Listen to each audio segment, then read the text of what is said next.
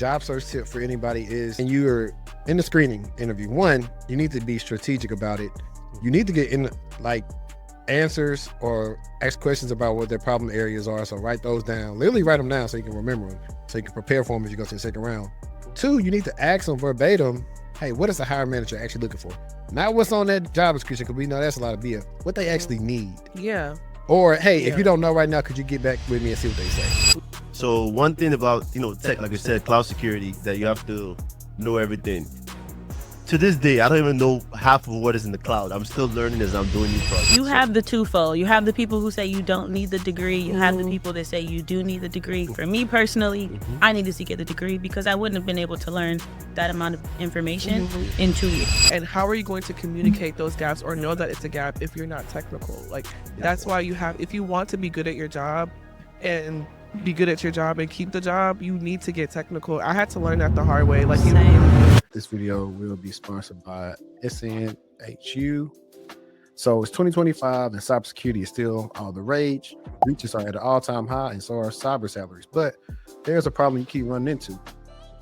Cyber jobs you want to land are requiring a degree and you don't have one. Let me introduce you to today's sponsor, Southern New Hampshire University, SNHU.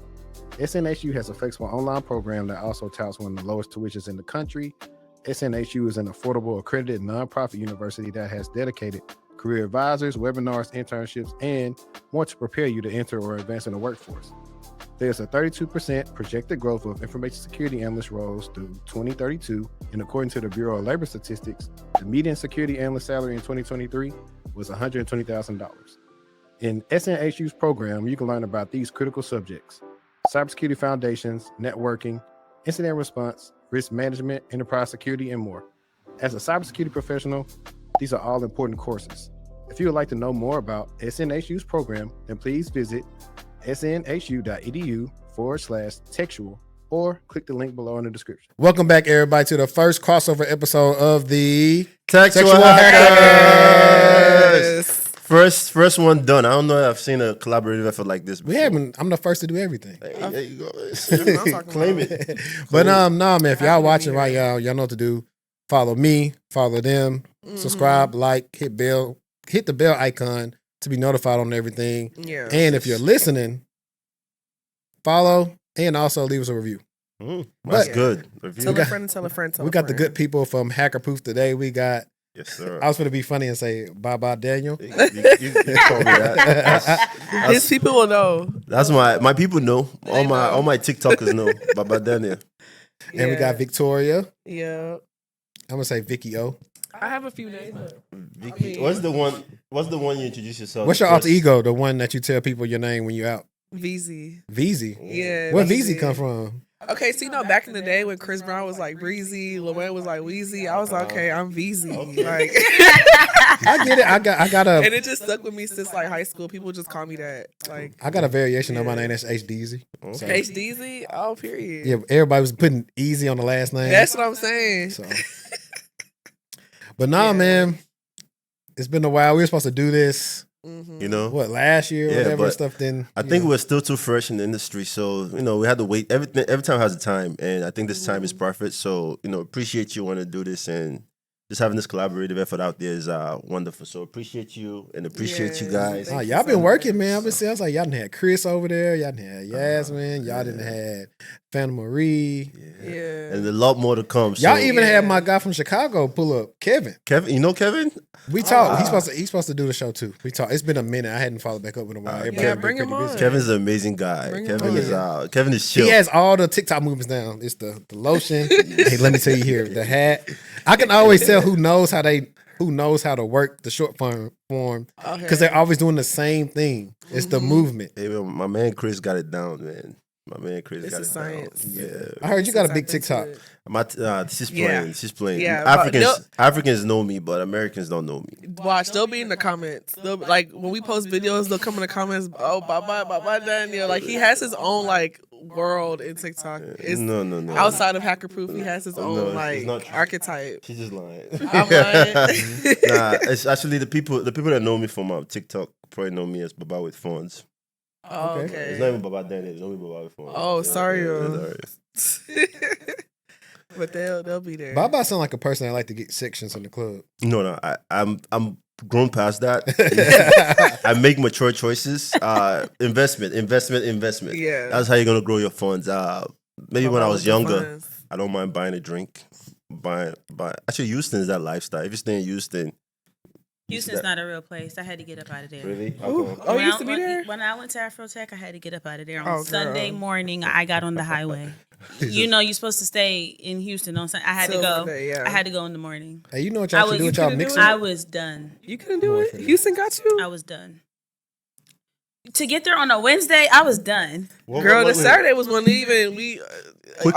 Quick question. What is so bad about Houston? It wasn't bad. It wasn't bad. It was a lovely time. I had too much fun. She was just tired. That's why I had to come home. Yeah. I had to come realign myself. Yeah. Honestly, the Sundayers are the ones that just don't know when to stop. Yeah. Because by Saturday evening, I was ready to we go had do. Saturday Yeah. evening. I said, if you So, want to yeah. you can pull it I out know on what you mean. The Sundayers are the ones that they can't stop. Yeah. They can't stop. And I didn't know that. Well, I went there last year for my bachelorette, but I didn't know that y'all do it like that all day Sunday. I thought it was a Might be better brunch for you. midday No, ma'am. situation. No, ma'am.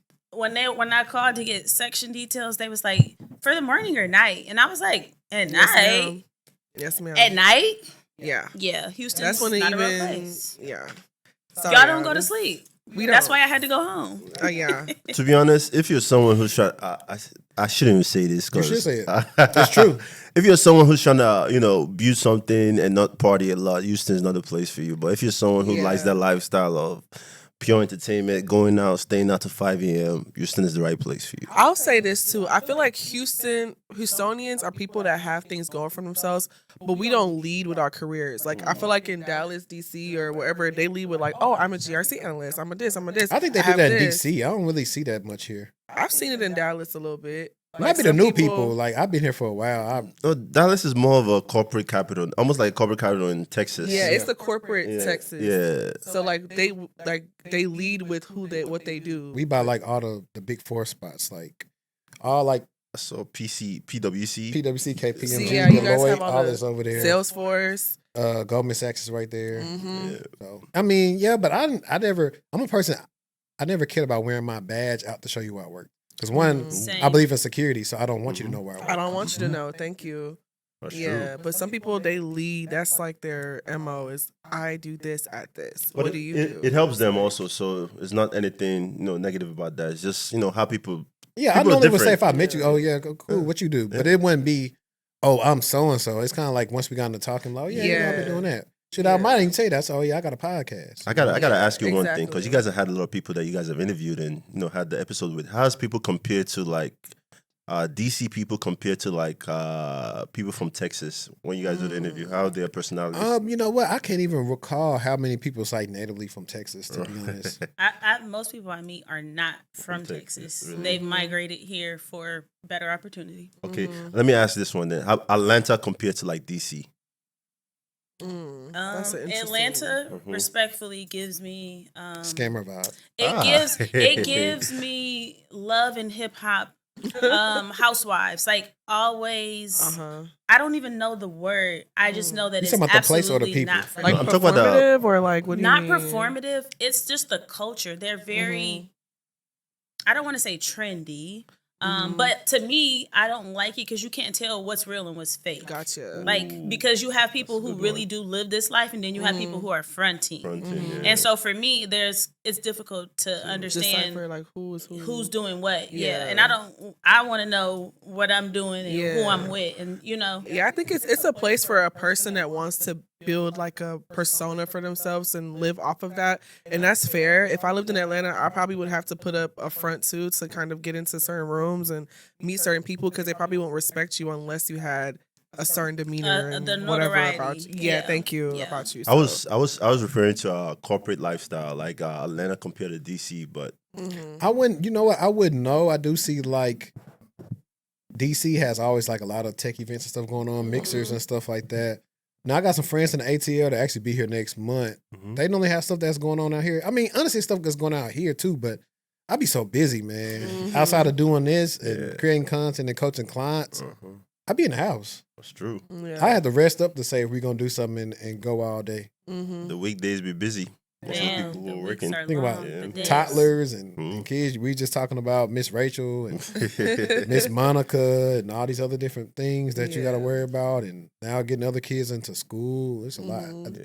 Like thinking about meeting people at events is the last thing. If I ever go, like the one time I went to Mixer Cloud, it was strictly because I wanted to get some like probably people to come on the show, and I think I might have found 1 or 2 people. Maybe I haven't been in a long time. Everybody else was there.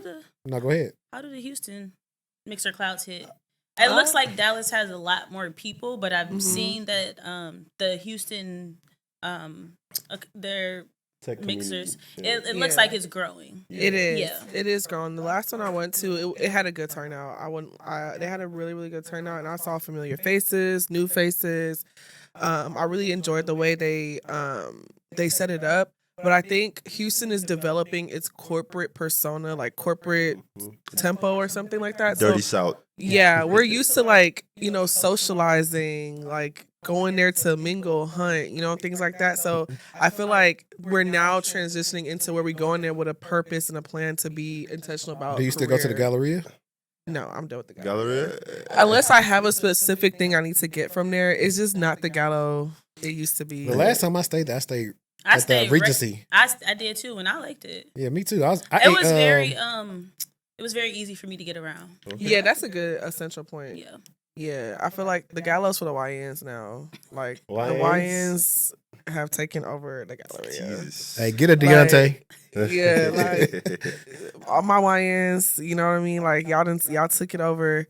Like I'm talking, you park your car and before you go in there, somebody already hustling you out of like $1 or something. Oh, so they try to be like Atlanta, selling water boys and stuff like that. Yeah, like on the street or rolling dice and here what is the game where like they'll be like, oh, pick a card or something, or guess which one is under the cup, like things like that, just hustling you out of $1 before you can get into the mall. I ain't mad at it. You do the math. Yeah. I mean, they're making money. That's why I said like out here, when I moved out here, I started seeing like so many more homeless people. And I started doing the math on like who I thought was actually homeless and who wasn't. And I was like, if about 30,000 cars pass through here and about, 3% of them give them $1 to $5. It's a lot of money. They ain't have to work. Yeah. They're making, that's a hustle. I be seeing people out there panhandling. They got full clothes on. Not that you got to look dirty, but they don't look like they're needing anything. They look like that sign is fresh and clean. And you just walked out the house and you wrote on it. For real. That reminded me of TikTok I seen where a dude was like, when you trying to walk into the store, somebody's panhandling you and it was supposed to be a homeless person, but they had a printout of a Cash App QR code. It's crazy. Maybe he was short on rent. Look, when he just needed some rent. When he walked up, he told the man his phone was dead. But when he went in the store, he paid with tap to pay.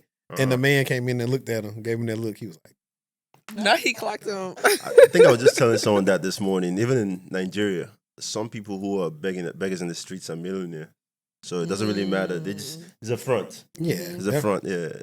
People are hustling. It's just their way of hustling. Yeah. Right. Where the people falling for it, who's giving them the $1, $2. So who do you blame at the end? Yeah, cool. So this is what we're going to do, guys. Because you may not be familiar with them, and then y'all may not be familiar with us on y'all pages. So what we're going to do is do the round robin and let everybody give a brief intro about themselves. It's like we onboarding at a new job. So we're going to start off with Daniel. I am Daniel. Let me just get this off me a little bit. Daniel, the founder of HackerProof. We've been running for over close to 1.5 years now. And Victoria is a partner and a co-founder of HackerProof. Victoria, introduce yourself. I'm quiet. Hey guys, how are you? I'm happy to be here. Your favorite co-host on HackerProof, Victoria. But for those that don't know me, I'm a GRC analyst. Been working it for a few years now, and I joined the team on HackerProof with Baba Daniel, Ugo, Kimby, Kobe. Shout out to the team, and we've been running it since. And yeah, that's my introduction. I don't know what else I need to shout out, but by the way, I missed that part. I'm gonna add it since Vicky added it. Also, cloud security space. Okay. Yeah. My turn. Hi, everyone. If you have not seen my lovely face, I'm Cybershortieee, and I am a security cloud solution architect by day and a cybersecurity instructor at night. And on the weekends, I do content for cybersecurity as well. So very busy, but that's a little bit about me. And I am the co-host of your favorite podcast, the TechTual Talk. I liked your intro better. I'm like, I You probably want- should have broke You want to it start down. over? Yeah, okay. Let me try. We can do. I can do. No, it it's over. cool. It's cool. We're just joking. Oh, okay. And what's going on, everybody? If you don't know me, I'm HD. I am the host of the TechTual Talk Podcast. Also, I run the media company TechTual Chatter, and I'm also a cybersecurity and career coach for TechTual Consulting. And the last decade of my life, I've been in IT and cybersecurity. And I like making friends, and that's what we're doing today. I've been doing this about 5 years, and I got about 15, 20 more in me. That's good. Yep.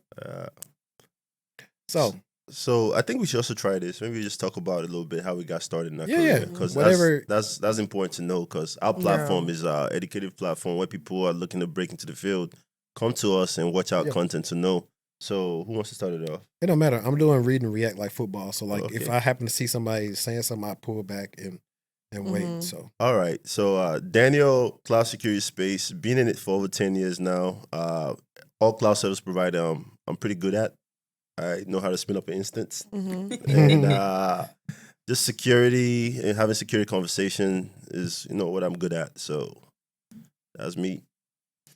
Hey everybody. So I'm a GRC analyst, everything GRC, compliance, governance, risk, every part of it, third-party risk management, auditing, internal auditing, all the beautiful parts of risk and compliance. I've been doing it for about 4 years now. Like, it sounds crazy to say that, like, that I've been in the space that long, or probably more than 4, honestly.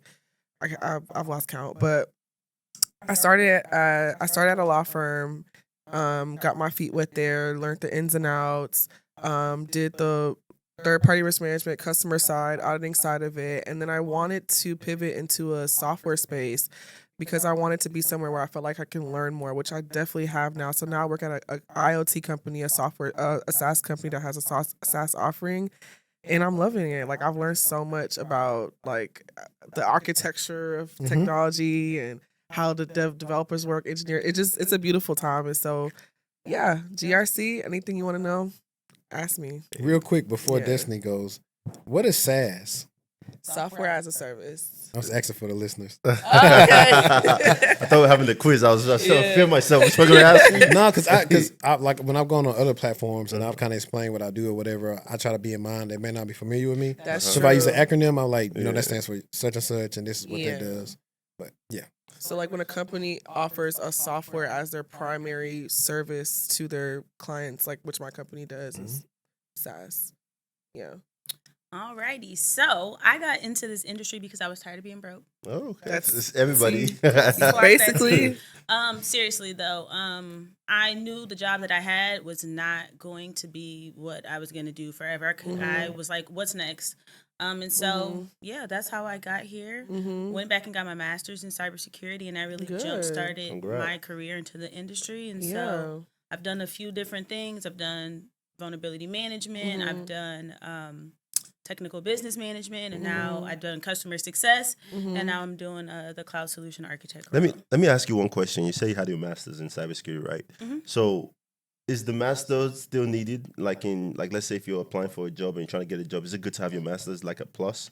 I think it depends on the company, the recruiter, their culture. You have the twofold. You have the people who say you don't need the degree. You have the people that say you do need the degree. For me personally, I needed to get the degree because I wouldn't have been able to learn that amount of information in 2 years. Okay. Period. I needed the structure. I needed the guidance, and everything I learned in my program actually helped propel me in my career. Yeah. So if you're speaking to someone in college now and they're looking to get, like, let's say a bachelor's in cybersecurity or some kind of tech related degree, would you suggest that they go also for a master's in cybersecurity? I think it depends. I think if you get an undergrad in it, I feel like from that point you might want to get a little bit more specific. I would say get some experience first. Yeah, I would never say leave that just degree jump and right then in. jump Go right, straight to because it. you might Yeah. find that you don't want to get a master's in that. Maybe you want to get it in information systems or management, or MBA. You might feel like you want to branch out a bit more. So I would say get some more exposure and experience, do some internships first, and then you can pivot over. Okay. Yeah, because For before sure. I agree. I think the experience part is so important. I think people are usually like in a hurry to get their master's after their bachelor's so they can be done by da. But I think you have more, like you would understand what the people are what your instructor's talking about a lot more once you get your experience, and you will know what program to sign up and pay for because it's not free. I literally feel So, that same way. Like if yeah. I were to do my master's now versus when I did it 4 years ago, Mm-hmm. the value that I would have gained from it now that I have that exposure and experience, but I wouldn't have been able to get it without the degree. So I definitely I agree there. I also tell people, hey, like, I'm all for you getting it, but see if you got a company that'll cover the cost. That's true. That's what I did. Because when I was working at McAfee, they were supposed to cover the cost. Like they was paying for a dude to go to SMU, so I knew they could have paid for my school. That's an expensive school. But sadly, they had to reorg, and I was let go. Yeah. So like every time when I started school, I had a job, so I was like, okay, cool, I do reimbursement here. Mm-hmm. And then this place happened. I was like, bet I'm only gonna probably have to have a loan, maybe like 2 semesters. Then the rest will be taken care of by them. I feel like a major of corporations nowadays, they either give you like $2,000 for tuition, or they're trying to help you like tuition reimbursement. So that's an option available with most workplace, right? Yeah. Sometimes. Most companies I've worked at have had it, but it depends. Most of the companies I've worked at have been Fortune 50 and lower, or 500, 200. So if you're working somewhere that doesn't just have that in the budget, then That's that might true. not be feasible. Yeah. But I would say though, like that's all part of the scouting process. When Yeah. you want to ask the recruiter about, hey, you know, how do guys feel about educational development? And then that's when they lay it out. Oh, you get $3,000 dedicated to certs. You can get the tuition reimbursement up to $10,000, a year. That's nice. You do, like all this type of stuff. You get this stipend or all Those these are different great things. perks to have. Yeah, because Great perks. those companies are the companies that do actually want to invest in people, and so that's why, a lot of times. I like when they're open with what you can choose. Because I was in a claims specialist role, and I seen a cybersecurity degree under the tuition reimbursement. So I was like, oh, I just don't have to stay and be limited to insurance. Because what if that's not what I want to do long term? Exactly. Right.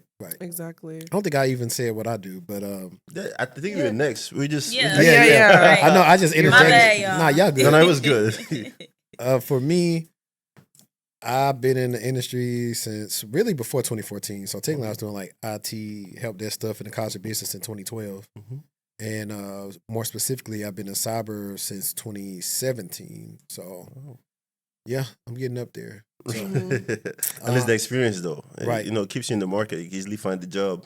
Yeah. Yeah, so I'm in the SecOps and incident response space. I've actually did a little bit of GRC work when I worked for JP Morgan. Oh, nice. Yeah, I got to use Archer and Oh gosh, I don't want to comment. and so the other stuff. But ironically, as I was in my first job here in 2016 at the NOC, that's when I decided to go to grad school. But my master's is not in cybersecurity; it's actually in IT management.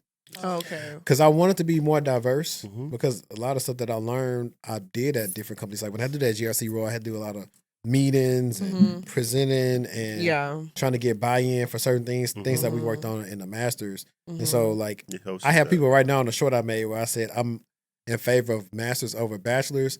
These fools think I'm saying you can skip a bachelor's to a master's. And Come on, you can't even get a that's what they master's think. without a bachelor's. But that's what they think. I'm saying I like the structure of how they actually teach you useful stuff. Because you have to in a take all master's. those history and I had just took them in high school. Especially if you go to a what is the word? If you go to a school that is something arts, I can't think of liberal the word. arts. Yes, if you go to a liberal arts school, then you do have to take courses that are. I got to theater. In undergrad. Was it fun? It was. Okay. I saw a lot of good little plays. But see, I didn't have to take that because in high school I took fine arts and it was a college credit.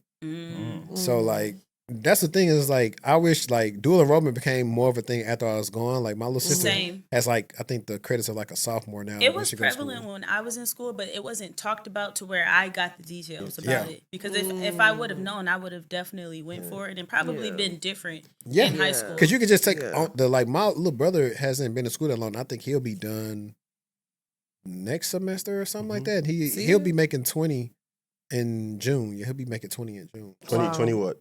20 years old. Oh, I thought you said making 20, like making 20, like 20 kids. 20 kids. Oh, no, I'm sorry. Yeah, at first I was like, but then I was like, oh. He'll be 20 in June, but I've been trying to, he got my major, so I've been trying to help him a little bit. But my sister, she graduated high school with college credit.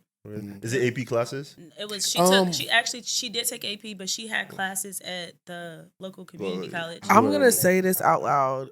If you could, I feel like AP. Sorry, I don't want to say it's a scam. It is a scam. Okay, it's a scam. Why do you believe so? I say that if the better route to go do the dual credit, because the AP exam, first of all, you're not gonna. The exam is really hard. You're not gonna get prepped properly for it. Like depending on your school or your educator or whatever, you're not gonna get the material you actually need to pass this test. You need a 4 or 5 to get the credit. Most likely you're gonna get a 2 or 3, depending on the preparation you got. Because I'm not spending my whole day and night studying AP history, AP push, AP English. I have so many other and I knew people that was in them classes that it didn't really do nothing for them in the long run. I'm one of them. I took 3. I took 3. Yeah. I took one every year, and guess what?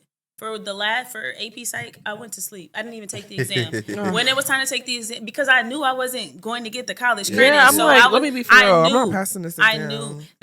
I agree with you. But the kids these days in certain areas, they are actually very, very bright in learning the material, and they are passing and getting 4s and 5s. So I feel like it depends on where you are. I just felt like it was more of a intellectual flex for a lot of people. It was. I took the enriched classes. I didn't care to take the AP classes because I was trying to enjoy. But I only took the class to get the double credit from the school for that area. That's the only reason. The GPA booster too. Like when you do AP for our school, like you're down on a 5.0 scale, so like you get to be in the top 10 because it was helping your GPA.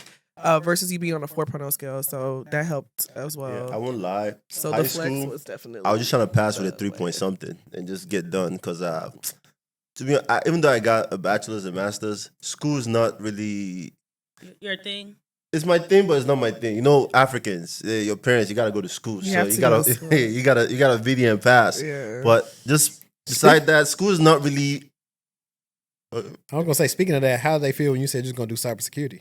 I was actually a pre-med student. Wow. Yeah.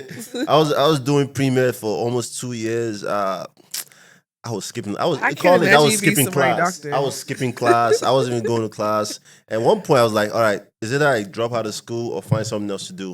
And I remember, like when I was younger, I always used to break my dad's computer apart and like tinker with it, trying to see how it works. I was like, "Okay." I talked to my counselor. It's like, "All right, try cybersecurity." That's how I got into it. And I did my undergrad in computer engineering. Luckily, I passed because there was a lot of Africans in my school, and we all like just grouped up and worked together. But if I didn't have that group of people, I probably wouldn't have graduated college. Really? But you know what's funny? I was reading some a while back and saying it was comparing like all the that word be kicking my butt sometimes. Ethnicities.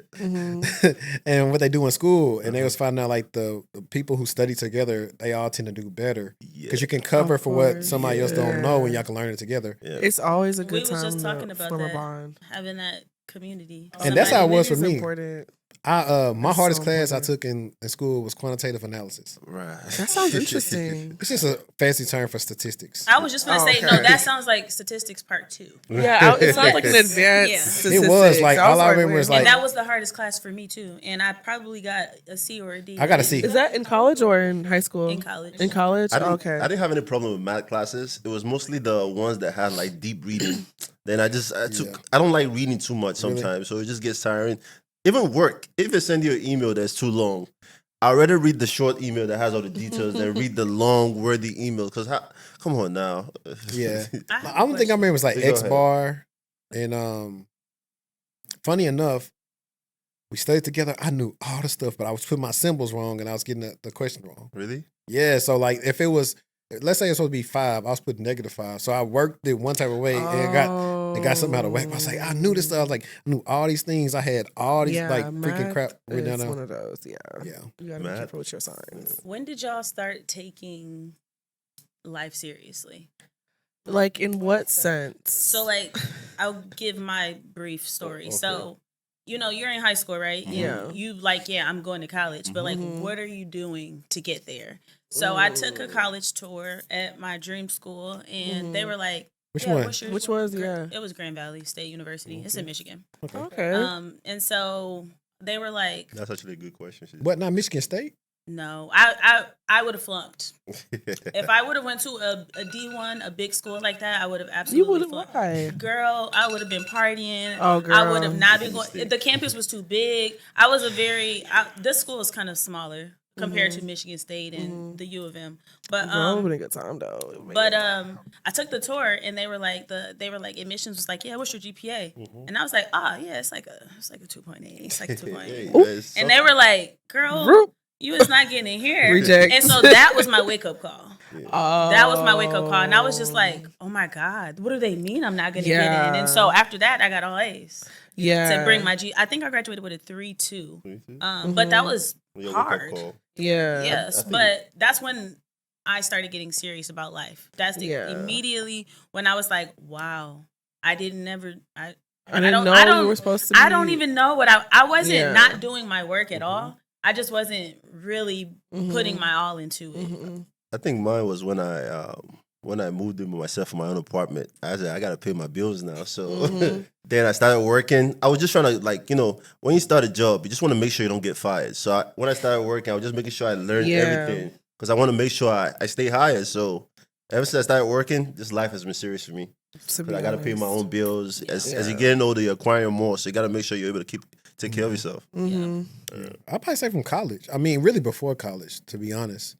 Just from having blue-collar parents and the kids and stuff like that, I was like, I don't want to be like this when I get older. So that's true. I'm going to get out of here and take it seriously. So serious that I thought I was going to be an architect. So like an architect? Basically, you kind of an architect.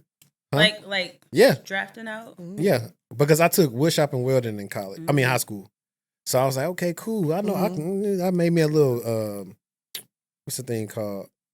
A shelf. I made a shelf. I made a yard sign. I made a rolling pin, from my grandma. I used a lathe. Why'd you stop? Because I'm not that exceptional at drawing. And I didn't want to, first of all, I was in pre-architecture, so my grades weren't even the best I needed to be to start. Now I was going to take all these drafting classes. They used to, the architects and like the interior design people used to always have to like pretty much sleep inside that building because they were so busy. Then I looked up what their salary start off with. I said, I'm not doing all that work to get what a person who was here that barely did stuff make that amount of money. So I said, I'm not doing all that work to like get out and make like $40K. Let me go do my first love. Let me go find some with computers. And I had this, it's on my YouTube, but it's a map. I mean, not a map, but like a sheet that shows like different salaries based on the job. I was like, okay, cool. Because back then I was like, if I could just make 80K, I think I'd be straight. Back then it was straight. 80K, 70K. Like when I first got in the field. It's still something today. Because a lot of people ain't making that. That is true. That's still something. And that's a lot of people's starting points when they're breaking out and first starting. But I was thinking about like just how I used to rack my brain around it. Because you got to think about it, at the time, from where I was from, houses is cheap in Shreveport. So you can get probably a 4-bed house, probably like for right now, probably still for like $220, $250 maybe. And you're also thinking about yourself. Yeah, so back then, I don't think your family wasn't there yet, right? I thought about, but I've always had this thing. Some people don't even know this, but I like look at people. I used to try to judge what I thought they made per year. I just look at their car. That's funny. I would see what their profession is. I'm like, okay, I think they probably paying this in everybody did ties. something different. It was. I guess you could call it pocket watching. But it went to me on pocket. I just always been like fascinated to see if I like was. So you can learn from them. If I was right on par with like what I thought people was making per year, and I never told people this. If I was like to see some people I used to do it to, like as I was like a teenager, and I was like, yeah. I was like, because one of my friends, his dad was like had a PhD. I forgot what he actually did. Then his wife was a lawyer. So okay, they got money. They had the house that was on the outskirts of the city when they moved here from New Orleans. So I was like, I know they got some good bread. So I would always say, okay, cool. They probably 2, 3 maybe. And also that pocket watching thing you said could help you make some smart decisions. Imagine someone's trying to sell you on some bullshit now. And you just pocket watch, you just read their whole person, and you tell the line. At that point, you can help yourself out too. Yeah, I can always tell who's trying to convince me and versus who actually got it. Of course. And I think it's important for you to also be, because I think me and you have talked about this before. You don't know about these other things if your family hasn't exposed you, or if you don't have people in your family that do these things, like project management, being in cybersecurity in itself, being in tech. If you're not exposed, you don't ever consider that as a career. If you never did a workshop, if you never were interested, if you never did a summer camp, if you never got any exposure to it, that's even off limits for you to even think about that. What would y'all say are the? I'm sorry, I'm pivoting. No, you good. Into another space, but like, what would y'all say are the highest paid careers in cybersecurity? I don't know, because if you want, because you know what, It's based on experience. It doesn't make any sense to me anymore. experience, industry, expertise. It depends because. Did you know certain? Okay, go ahead, finish. No, I'm saying like for example, like me and my boy was talking earlier. Was talking about Tavion, and Tavion's been talking about the late stage startups and like the different money they have out there. To where I think I sent him something that was paying $2 something. It's like, yeah, they want a lot of work and that's a little too low. I'm talking to people now that's paying. You got jobs that's offering for his expertise. No less than $250,000 base. What's how long has he been in the space for? Probably almost about as long as me. We both met each other. Let me get in the mic. We both met each other at McAfee. So I met him back in 2017. And so he was actually interning at the time. To where the next year he actually started full time. And so around about the same time, and he had a lot of internships. So a lot of experience, and he has a lot of things on his brag sheet. So I would say depending on expertise, because I've seen some GRC roles that's paying a lot. I've seen them like that's like in the 2s and 3s. Something I could add to that is anything new. Like AI right now is new. Anything that is new and is hot, they don't have the workforce for it, so they throwing that crazy money out there. Like an AI engineer right now could be making 200 plus. Cloud security is DevOps. Anything that is new and is anything. I think it's brilliant for the folks right now who I am seeing who are getting their masters or PhDs in AI, setting yourself up for success. For sure. You're doing what is going to be needed later. Yep. And I just think if you already just got expertise, you can still pivot. Like For things that I think about, like our episode that we did before this, where we're talking about all these different use cases, scenarios for AI biases, and it's the LLM poison and the hack, then how do we prevent that?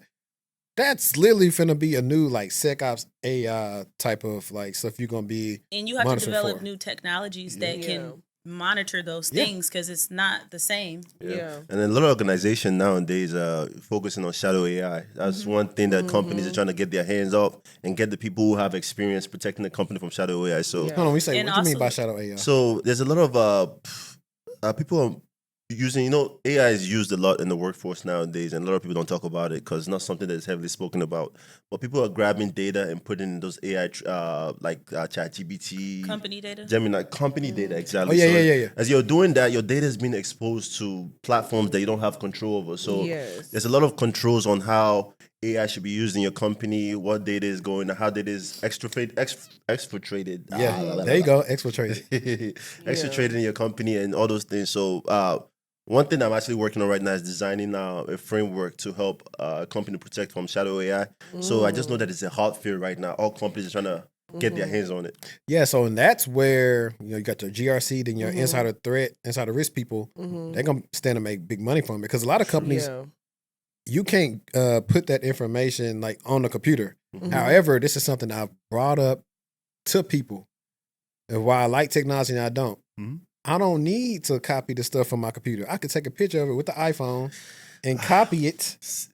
You see what I'm saying? So security is not. No, that's the truth of Insider it. threat. Insider threat is also a thing because you Insider could do all the security, perimeter security that you could do, but but at the end of the day, someone with a phone. But data security and AI are going to become well versed and merged together. Yes. Even prompts, the prompts that people are running, you can run a malicious prompt, right? Yeah, of course. So you need to have eyes on And I think I've seen that your people- users are running while they're at work. That's true. That's something else that because a lot of people again this different. That's something that just came out new. I saw it in the news recently. What was it again? People downloading this different script from ChatGPT. Yeah, and then plugging it into exactly, and it's giving them error. There's a word for it. I can't think of it right now, but it's something that is really heavily talked about right now that they are seeing. And you can tell. You can tell when the script was written by ChatGPT and Gemini and these other tools. Yeah, you can tell. You can definitely just like tell. you can tell when someone's post. Yeah, ChatGPT. Yes. Oh yeah. Absolutely. You can. They got them dashes. They Yep. got them dashes. Take out the dashes. I had to do him when he was Take out the working on dashes. a way to like And pretty then much it's, like, negotiate his so- salary, and it had. I said, take out the dashes. The dashes. I used to leave them in at first. I thought it made me look articulate, but then I was like, whoa. No, they use too They many. know that I don't talk like this. And they use too many. Yeah, that's. Yes, They use dash way too this, many. dash this, that. Yeah. Like, stop.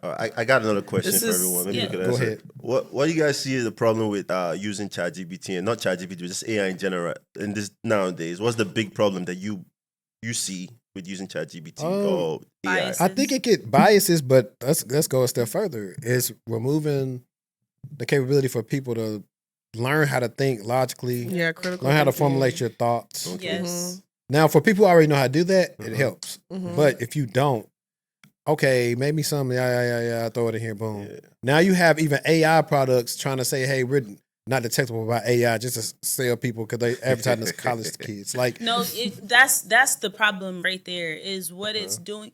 And as a college student, you can use it to benefit you, but you can also use it to hinder you.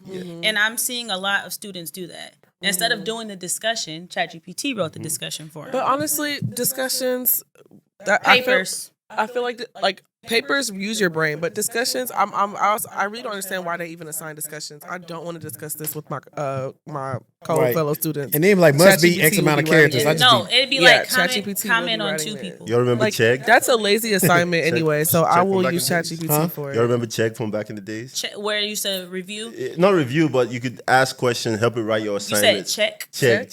Oh, Check. Check, yeah, Yes, yeah. yes. Check, I feel Check like helped us. Yes. Yeah. Yeah. Where's I've gotten a Check tutor at through right Check now? before. I'm sure they're out of business. I mean, no, they're Have they they're incorporated still in AI? business. They're So- still in business, but I'm sure they're I haven't not been on booming there in like a they were while. when we was in school. Yeah. I was gonna say while we're still on the topic of AI, like I went to TechCrunch because I was like, gotta be something crazy out here that I hadn't seen this week because I've been so busy. And this is an article that came out today. It said famed AI researcher launches controversial startup to replace all humans workers everywhere. Oh my god. It's going on That's in China just- already. that's just too far. China has dark factories. It's called dark factories, basically where the light is not turned on currently, and they're basically running everything with robotics and AI. So if it's eventually going to happen in some field, but I've seen advertisements when they're like, hire robots to do your job. Like, Yeah, the basically AI agents don't and all that use stuff. hum- too. Yeah. what is Elon Musk? Elon Musk is working on something like We that. was talking about that. We was talking about that earlier. But the company's called Mechanize, a startup whose founder in the United States. and nonprofit AI research organization he founded called Epoch is being skewered on X after he announced it. I think I seen this on X where somebody was saying they're trying to replace everybody. I don't think everybody could be replaced because human intervention is heavily needed. And, Human touch, human emotions. One thing I will say too But it is wouldn't- AI lacks context. Like, it doesn't have context. Like, whenever you give it a prompt, if you want to get the best results or for it to actually solve a problem for you correctly, you have to give it context. Like, I am a this living in Yeah, But now they changed it. ChatGPT remembers all. Oh, it has the memory. Yeah, it has memory. I mean, it has memory, yes, but it still doesn't have context as to like our situation right now. Like, Okay, if what's we going were on? to, Yeah. like They- even right now, if we wanted it to solve a problem for our filming right now, we would have to overly Giving information. Yeah, we have to. But So it doesn't It's have. the different levels of prompting because the average person is writing probably not even a 100 level prompt. It's probably a 50 level prompt. But to get the data that you're looking for, that's a 300, 400 level prompt. That's why prompt engineering is such a powerful thing because if you know how to talk to it, like you said, Yeah. it's going to give you what Shout you out to need. Yeah, prompt you have to engineering. know how to talk to your AI I'm assistant. gonna plug ourselves in quickly. Prompt engineers? No, I'm gonna say prompt engineering because we're using it to create a AI application that's coming out soon. yeah. By the way, Okay. just giving a little bit of ourselves. Yeah. Working on an application to help you optimize your resume, and we fully developed between HackerProof. So Okay, cool. Yeah, I got a company that will be coming on, I think, next month. Oh, Pretty nice. cool. I've seen what they can do in the back end. So they do a lot of B2B stuff Okay. with their product, which if you want to be the real as a career coach, though I see the benefits of AI, what is happening sometimes is it's just recycling everything that's on the internet. that's basically what it is because it needs that history. So it's pulling. You know, somewhat. There's nothing new. A lot of these people, but that's because a lot of people are fabricating their experience. So you're able to tell that they use AI to make their resume. I had a consult with a dude, resume full of AI. I looked at the job description and I said, so when these people ask you, hey, tell me about your current day to day. He said, yeah, I be stumbling on that. I said, I can tell. But again, he didn't do the work. He have to go back and make sure that he knows. Because I feel like if an AI is going to replace your resume, the way we're building it is that, let's say, for example, you put the job description in and say, hey, based on this job description, change my bulletin points on the role that I have to make it match what they're asking for, right? And there should be like a checkbox that you have to click, say, I'm aware of everything on this job description. But they still could be lying even when they hit the checkbox. Well, at that point, they're the one lying. No, I'm not on. I'm just saying that the people, that's what I'm saying, they're trying to shortcut. So it really won't work anyway. And then you got to think about if everybody's doing the same prompt, how many of these resumes are going to show up as the same in a work day or something else? Because see, that's probably what's ATS, harming the application tracking job system industry. Go ahead, sorry, Vicky. I said I think that's also what's harming the job industry as well. It's like recruiters are getting the same copy paste that plus resumes, and it's making it harder for people that probably actually have the right experience. Exactly. But I feel like you're easily spotted in an interview because you can't talk to it. That's the big problem. That's the biggest problem. You can be a poor interviewer, but you can still talk to it. But when you can't talk to it at all, exactly, that's when you get caught. Well, that and just some stuff just don't match up when I'm just looking at the job title and what's on like. It's like there's no way you did all this. I can imagine how it looks. I can imagine. Yeah. I gotta give you access to the platform, so you just take a look at, maybe give us your input. Okay. Speaking of while she's searching something, how you feel about Google acquiring Wiz? I use Wiz a lot. I do too. My favorite. Cloud security posture management. That's one of the. I would have to let you hear, but I was in the interview the other day, and I might even cut this out. I don't know. And we was talking because the person I was talking to, I would essentially be taking their role, and they was asking about my cloud experience, whatever. And I said, yeah, and we use Wiz a lot for why. I said, man, I love Wiz. I was like, yeah, I use Wiz because it shows me this in a good graphical format, and I'm able to make an enhanced decision like this, whatever. And then he was looking at everything I was saying, but I was like, I always big up Wiz, like for real, because like I used Prisma before that. Prisma Cloud. I heard it was not good. Prisma Cloud is okay. It's okay, but it's not like Wiz. Yeah. Wiz seemed like it was built by people that actually worked in the cloud, did security, did vulnerability management. Yep. And it was. But the crazy thing is, only 5 years old, 32 billion. Does it tell you? No, but every company is using this. On the Gartner report is number one for cloud security posture management. Yeah, but I'm saying the fact that it was able to scale that fast in 5 years, it's the Stripe of cloud computing type of software. Because it has so much value, like to what you guys are saying. It does, and it's all based on Wiz framework, but they have different frameworks that you could plug into. Yeah, and you could do it like based on like you said, different frameworks, and this pretty much works with like anything you got. Any cloud service, the plugin, the integration is crazy. They have so many integrations. Oh my gosh! And they have integrations with SaaS security products. They have integration with even your Confluence that has like your full suite of what's the word policies for it? and RFCs and whatnot. You're probably right. I don't know the word. You know what's funny? I have a guy. I forgot what his name is. They actually reached out to me. They have a platform that's similar to that, and I feel like they're going to get some market share because I think Wiz going to get to the point where certain companies can afford it. Yeah. Is it expensive? Wiz is it's pricey. I think it's affordable comparable. Because I think it made more sense for companies to use over Prisma. Because all these companies do is like Palo Alto will get it, slap their name on it, and try to upcharge it. Or if they have a product that is similar, they try to just... Splunk did the same thing to Phantom. Like, Phantom was cool before it got acquired by Splunk. And then Splunk Phantom, and then it still started changing. Now, surprisingly, XOR is still good. XOR That's Palo Alto. They took, it was Cortex, and then they bought it. And then it's Palo Alto Cortex XOR. Security orchestration. Automation response. Yeah, so it's just a SOAR platform. Okay. So... Did y'all see what happened with MITRE? Okay, so what is that all about? Is it that the United States are not sponsoring the CV program anymore, or is MITRE just... I don't think it was the U.S. initially. I think it was MITRE who was funding it. And then they were like, no, I think they had a contract. Okay. They had a contract, it expired, and then they were basically like, yeah, we ain't going to be maintaining the vulnerabilities no more. And then people started thinking about how troublesome that was. But the government recently, I think 3 days ago... It was CISA, right? Yes. CISA come out and say they're going to help? Yep. And then they established something else after that to basically ensure that they'll be able to be maintained. Because think about it. We all is in security in some way, shape, or form. Think about how terrible that would be. Yeah, but... if you don't even know what to look for. That's true. I think European, I read about it also. Europeans they saw that what was happening with MIDA and Reached CVEs. out. They basically created their own EU CVE. And the EU, they got it down pat. You think so? Absolutely. Yeah, I we think need to look to them Really? for guidance on how to get it together over here. Wow. I don't really know too much They just about value that. data price and security a lot more. Yeah. in And they've Europe. been doing it. With for a Everybody while. does except us. Yeah. Because everybody want the data. Yeah. That is currency here, so it's like That is I think we talked about it on one of our shows. Yeah, if data is more valuable than gold, like it's a currency here, so it's not going to be protected. Like So that. I'm going to read a post that I made on my LinkedIn, Mhm. and I want you to chime in on it because it's about, I'll give context about why I made the post. Okay. And I was having a consultation with a young lady who has a DevOps background, but she was struggling to get any type of callbacks in any interviews in cybersecurity. And I looked over her resume. I seen that she did a fantastic project with like a hospital or something for either grad school.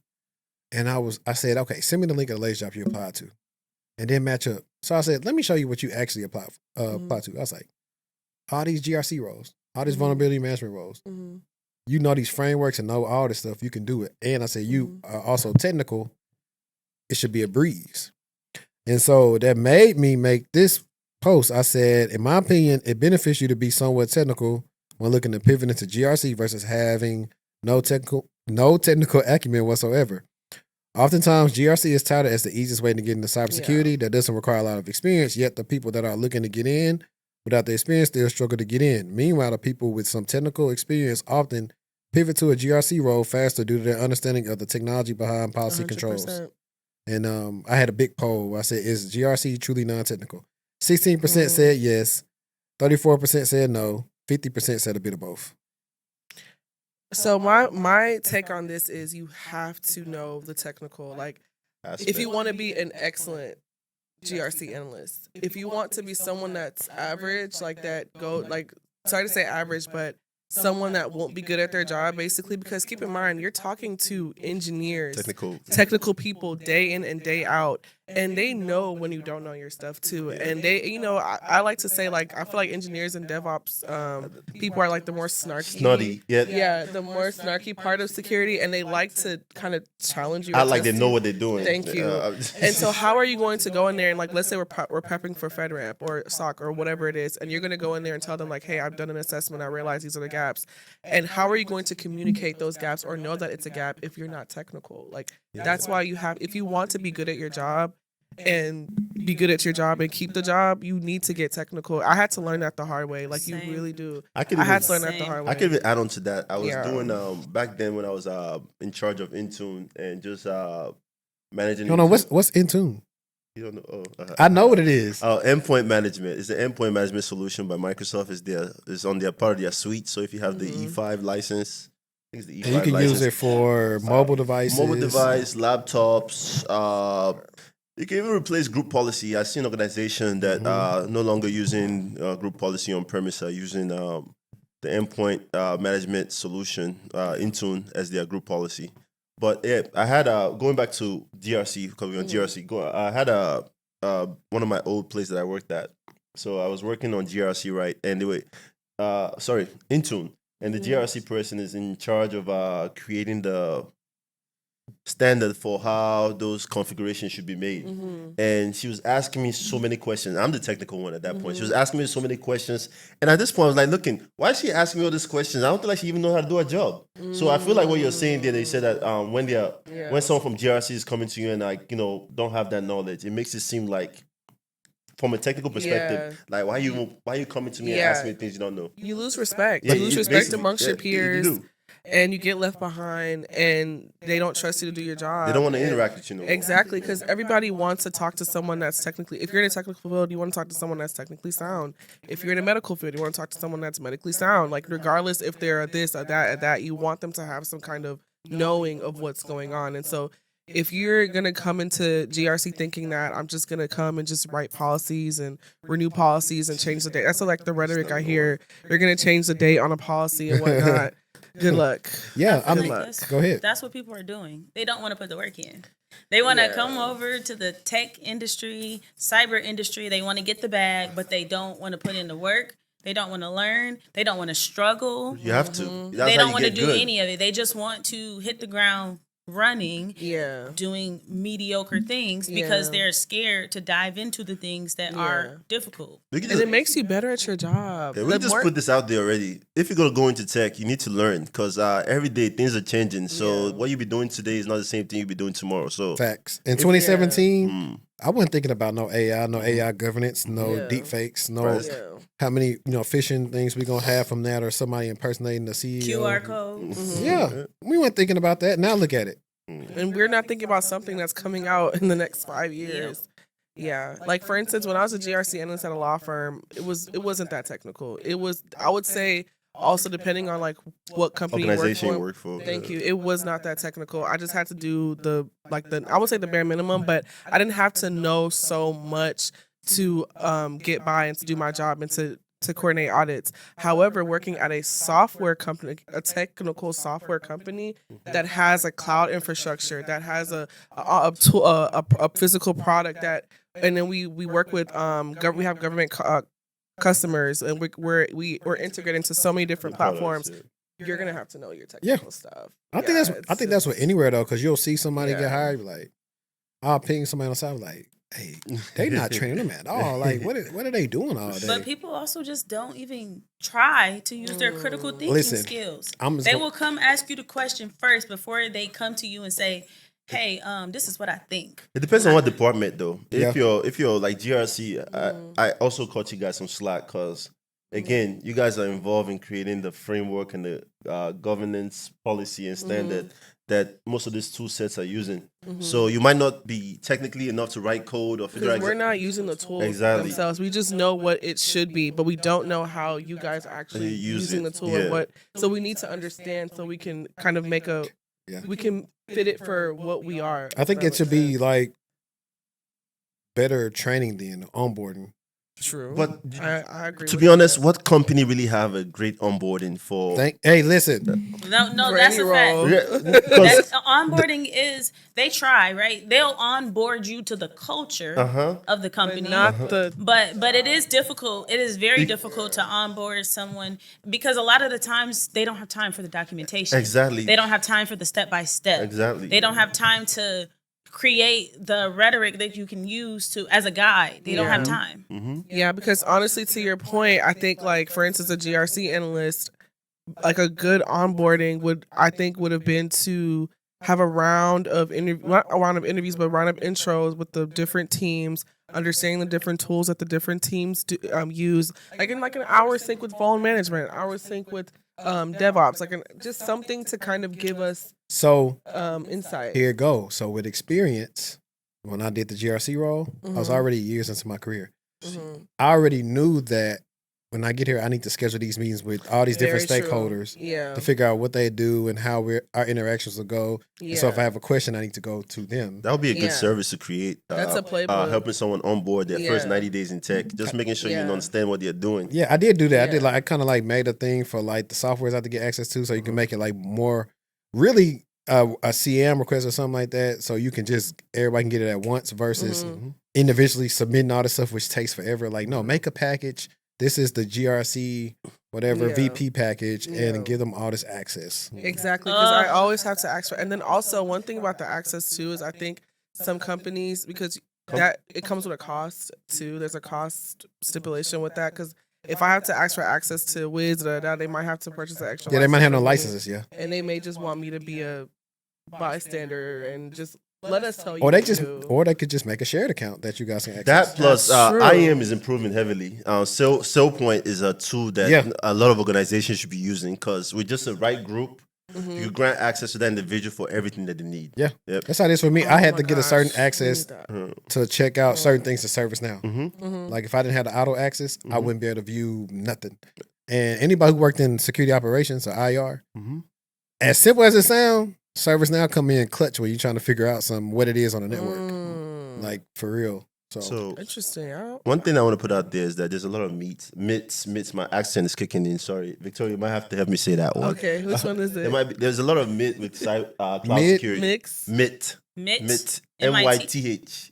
Myth. Myth. Yeah. Sorry, guys. Myth. It's okay. So I might have to use that for the intro. there's a lot of meat. There's a lot of meat. I thought he said me too. I said my boy is hungry. So, what are some of those myths for cloud security? Because she's in the cloud space. You could be in the cloud space too, because you know a lot of I mean, I see some of the stuff, I guess, about like, I was probably throw something about like Kubernetes or something. Kubernetes. Okay. Oh, I could. She's the I'm architect. trying to think about a myth. I think people get scared of cloud in general. I think that you gotta know how to code. I think that you have to have a degree. You need to know how to code. I think it's also a myth that you need to be an expert at everything in the cloud, and that is idiotic. Everybody has their own too many role services. Exactly. So I think that's a myth that you need to learn the whole AWS platform, the whole Azure platform. That's not how it works. Trust me, everyone is learning everything as the project is coming along. That's something people don't say a lot. I know a lot of people want to sit here and sound like they know everything. Think about it, bro. They told us one day in the STO, hey, 3 weeks we moving away from Prisma. Y'all need to learn how to use Wiz. The change management there is outrageous. Outrageous. 3 weeks? Well, no, they had already, so I don't want to say it like that. They had been testing proof of concept. Okay. But I'm saying as far as end user wise using it, y'all need to figure it out. Yeah, and it's Well, easy for y'all to have rejected that because it wasn't provided to you in a way. Shoot, ain't no rejection. But you can reject change. It's not that you can change it, but Who's it's still paying the gonna bills? come. It's who's paying the bills, and sometimes the contract could be Prisma Cloud probably got more expensive than Wiz. And less useful. Okay, see, But so they didn't give y'all any training? There's not really any training. On Wiz. But that's what I'm saying. The change management was terrible there. They was supposed to, in a way, baby step you. But again, like he tell said, you, companies you rather get trained. But again, like he said, if there was a contract thing and the contract was expiring here and they just got approval or word that we can use this, we don't have to renew. But still, ideally, those training could be those POCs, proof of concepts. Those are sessions that you have with the onboarding team from Wiz. That's basically training you get. But beside that, you have to go in there, and as you're playing with it, even a new tool that I just started using recently is called Intros for non-human identity management. Secrets and passwords that are open everywhere. And basically, there's no training. It's there. Go in there, start remediating risks, remediating incidents, and that's how you learn. Usually, you start learning from doing. So one thing about tech, like we said, cloud security, that you have to know everything.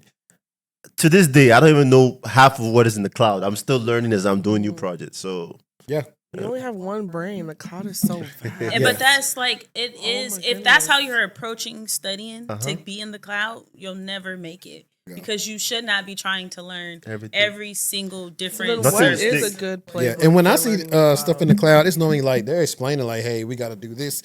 We got to remove this key, yada, yada, yada. We're doing this. So they already over-explaining like, hey, everything that they have to do. So I'm like, cool. But I did have something that I found on X because I bookmarked it because I said I knew I wanted to talk about it on the pod.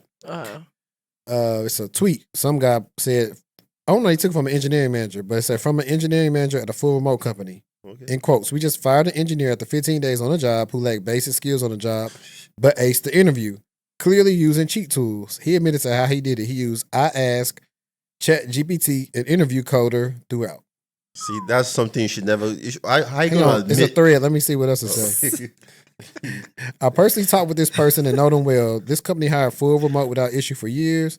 This is the first proper shocker they have. They are changing their process, of course. In-person interviews, in part, likely to be unavoidable. That's good. People who don't really know how to interview are the people who are going to suffer from that. But initially, you shouldn't really. If someone catches you on the job and you tell them exactly everything you did. Whoa. Wait, what is the context here? So he got the job and he did exceptional in the interview. Yeah. But when they 15 days later, when rubber met the road, okay, it wasn't going straight. So like they gave him something hard to do and he couldn't. Maybe not. No, he could do basic tasks. Yeah, common basic tasks. Like basic tasks, probably like. My thing is, why do you have the audacity to even want to go put a company yourself at risk? Oh, because wait, so he just willingly. So he knew he wasn't skilled. He used AI to cheat his way through the interview process, got the job, and got embarrassed because he couldn't do basic things. So he couldn't do basic things, and that's how he got. No, watch. Okay. No, you ain't never seen them TikTok interview questions. I was just about to say, I've seen TikTok videos of people who are interviewing, and there's like this little thing on the side, and it's listening, and it's telling them exactly what to say. Mm-hmm. But it's easy to figure out somebody's cheating too. The flaw in that, if they were able to use tools, is you're giving them Googleable scenarios that the AI can figure out. The thing is, you got to give them something that's like, not super typical. Yeah, like unique problems to your company. Yeah. Yes. The thing nowadays is that interviews are conversational. It's not really technical. I think it depends. It's technical, but then again, if you're someone who's experienced and you go into that interview, having that conversation, but as they're mentioning their tool sets that they're using, you're able to talk about it and give them ideas.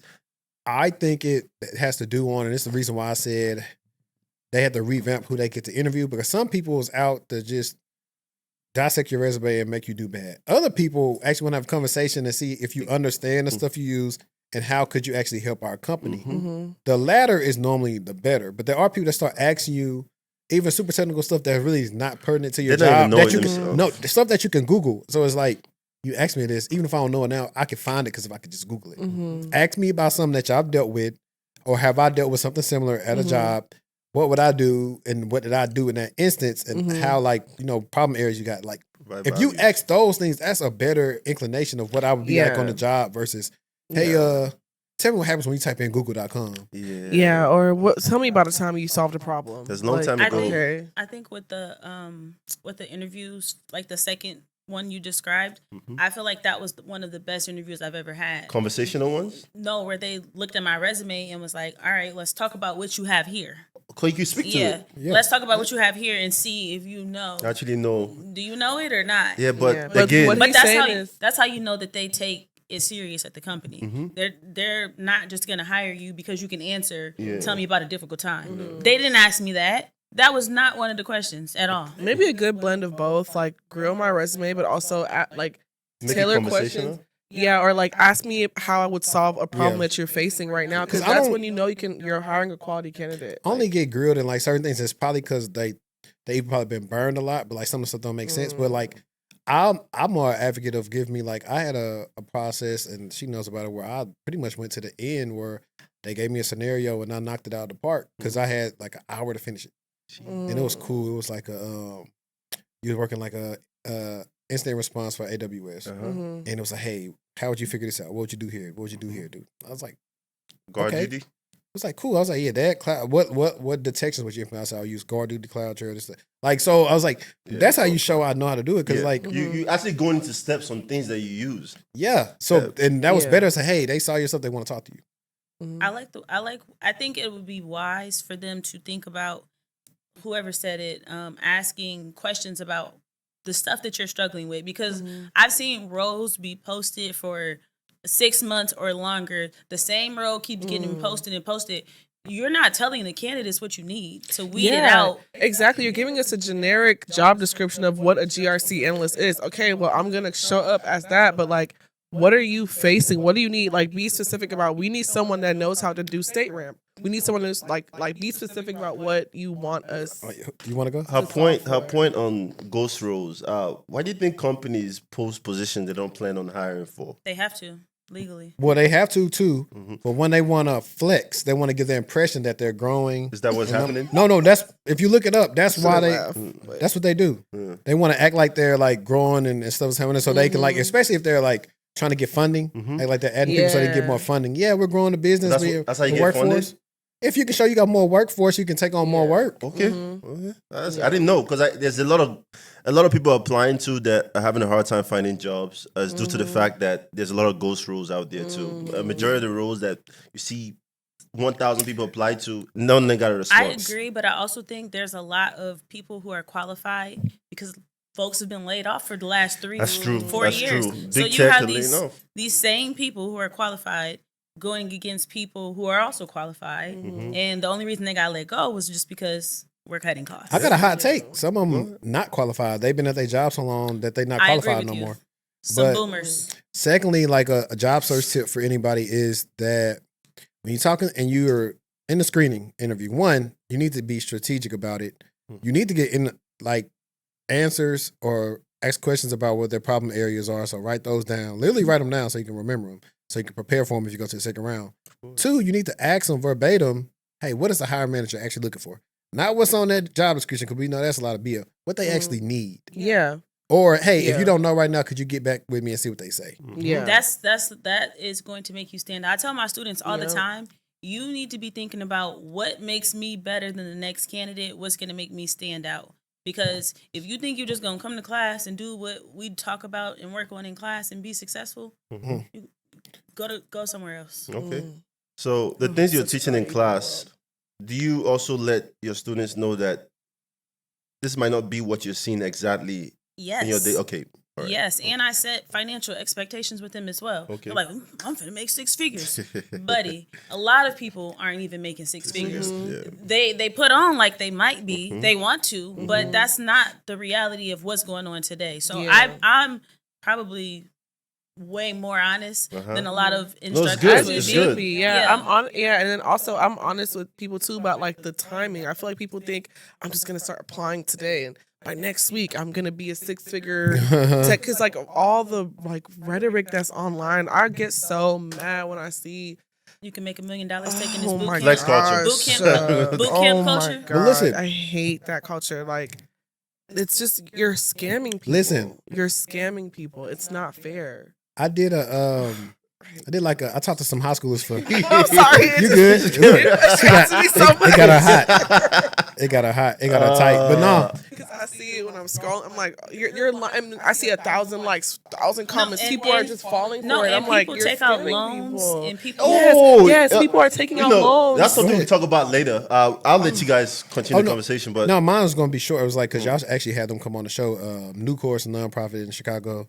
Ramala, and I think her, the other person with the nonprofit is Keena. I think I'm saying her name right. I hope I ain't butchering it. But they're pretty cool. Ramala used to do Salesforce. I think she still does do it. But funny enough, they introduced me to talk to the high schoolers. Guess what the high schooler asked me? What? How much you make? Am I a millionaire? Oh, look. So it's funny. I said no, but I said I do have some friends that have experience that's been also making other investments and making money from other ways that have $1 million net worth. It's another high schoolers that think they're going to take a 3-week course But and wait, become what is the cause of millionaire. that? I have an idea Social what the media. It's flex culture. There's a lot of flexing now, Yeah. and people are just showing you The nice. lifestyle. Yeah, like the look at lifestyle. me. I'm The a lifestyle. Yeah. Yeah, like if I was to ever do flex culture, they'd be like, oh, well, I'll be like, yeah, I've been doing this 15, 20 years. Exactly. Yeah. Yeah. So It's not like I got in last year Yeah. and I made this number that's not real up so I can get you to do the affiliates to the boot camps I did so I can But I can start studying more. yeah. Exactly. Do you guys think that all this courses from the flex culture saying, hey, take this course and you just get into the field is hurting the market? It is. Absolutely. I don't know Listen. I don't know yes, but some of them are actually helping people. A lot of them are not. I think he's just referring on the ones that's actually like just making up unrealistic expectations. Yeah. Yeah. I'm not gonna lie. What's the guy what's the dark skin guy? I don't know. I shouldn't put no names out there. I'm not gonna. I don't talk about listen. though. You know what I'm I talking know about? exactly. Yeah. No, you don't. You don't Part know. of the- We don't know who you're talking about. I'm not. You know what? I'm not gonna do it to There's a y'all few. because he was on your show. I'm not gonna do it to Hey, y'all. no. That's too much. I'm not gonna do it to y'all. I'm not That's gonna do too it. much. But Oh no! Everyone that comes on our show is legit. Yes. No scammers. No scammers. But yeah, again, this flex culture thing is ruining the market. I think so. I think that a lot of people out there who are actually looking for job, and if you have to go out to take out a loan for $35,000 or who knows how much. And I know people that did. There's a 30,000 one. We don't want to ruin potential clients for the future. But if you're taking out a loan for $30,000, $35,000. Just like, okay. hold on, you gotta either you text it to me because they know I ain't got no problem talking about them, and like I'll tell you to your face if I don't believe that. Like I'm a person. Like if I bring you on, I just had the RPA episode, and I was asking them questions like, "Hey, That's fair. I'm like, my people know who I bring on here. It's like, what do you say? Like, what's your success stories, or if people think you capping? Like, I ask them things because As you should. they need to feel like I don't want them to ever feel like I'm just bringing people on just to sell to them. Yeah. I know someone that, I'm not going to say name, but they're promoting themselves like they were in cybersecurity and made fortunes from cybersecurity, but that's not really their start. A lot of people I'm not are shocked. doing that. Mhm. A lot of people. We always know. It's the power of who's social who. media. Yeah, and okay, so the reason why I'm frustrated with this is because I just see like moms Taking out loans. just like people that should not be in doing those type of things, that are desperate, like a desperate mom that Because just everyone wants to wants make that a lifestyle. yeah, like Yeah. someone that just wants a better lifestyle, a better income. Go take out a loan and take your course, knowing that you cannot guarantee them that job at 3 by the end months, of they the don't 6 have a job. They're crying. They're they're looking for someone crying. else. Then they go that because people have reached. So just yesterday, somebody reached out to me saying that they've been bamboozled by so many boot camps and stuff like that, and they just want someone to generally help them. And I'm like, Speaking of, it's why haven't I gotten y'all frustrating. an affiliate link? I've done a Get it? We should Right? get one. Yeah, I have Yeah. one because I was like, I got the affiliate links because I run into that like all the time. It's like, listen, if you can't afford my program with Klarna Afterpay, then that means it's not the time for you to do it yet. Okay. I run into a lot of people like that, and honestly, I'll tell them sometimes, you ain't got enough skills yet. Come back when you did this, and this. Unless That's you just fair. want to get coaching and like the other advice I have for you that's going to take you far to keep you accountable on this roadmap, by all means. Because I work with people with like no background from construction to get to be a cloud engineer, working at the airport to get It their could first happen. IT job. It It can, but yeah. I tell them in the beginning, I'm saying, hey, I ain't going to give you a time frame. It's realistic, but it could take some time.